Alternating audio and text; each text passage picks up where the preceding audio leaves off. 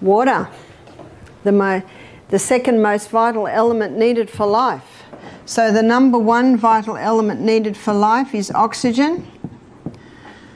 And that's not a surprise, is it? The second most vital element needed for life is water. The water's not getting inside the cell. So how do we get the water inside the cell?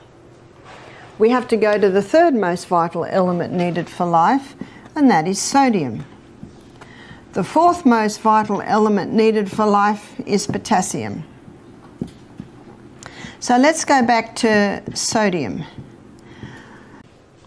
The highest concentration of mineral inside the cell is potassium. The highest concentration outside the cell is sodium. And in this bilayered membrane that is around every cell, there are sodium-potassium pumps. And these sodium-potassium pumps are ever going like this, maintaining the balance between potassium and sodium. But when someone's not eating enough fruits and vegetables, and that's where you get most of your potassium, and they're putting table salt on everything far too much, what happens now is sodium levels rise and potassium levels drop. There is a small amount of sodium in the cell, but when this happens, you see osmosis and diffusion happens when the highest concentration merges into the lowest. So now sodium levels inside the cell are rising, which they should not, and the cell swells. What's that called? High blood pressure. The doctor is right. Table salt will contribute to high blood pressure. There's a French doctor named Dr. Lelangre, and he's written a whole book on salt. He said, when people come to me with high blood pressure, I put them on Celtic salt. Why does he put them on Celtic salt? Because Celtic salt contains 82 minerals. It's a hand-harvested sea salt. So the minerals are in the Celtic salt in their balanced form.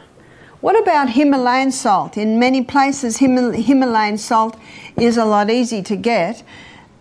There's about 75 minerals. So it's pretty good. But I prefer the Celtic salt. And one reason is that the Celtic salt has 3 magnesiums. It contains magnesium chloride and magnesium bromide and magnesium sulfate.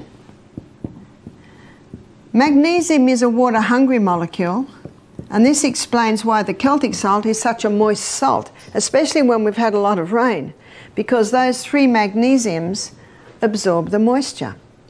And because magnesium is a water-hungry molecule, it can be used to help the water get into the cell.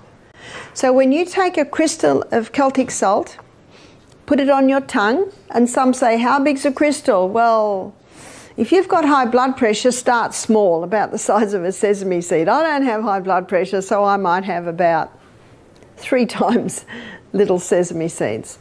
Put it on your tongue, your mucous membranes start absorbing the minerals, the magnesium is taken to the cell membrane, and you drink your water, and that magnesium pulls that water inside the cell. It's the quickest way to hydrate a body. The only time excess water drinking can be dangerous is if people drink too much at once and don't have the minerals that are in the Celtic salt to pull that water inside the cell. Little by little by little by little. It is the best way to take it.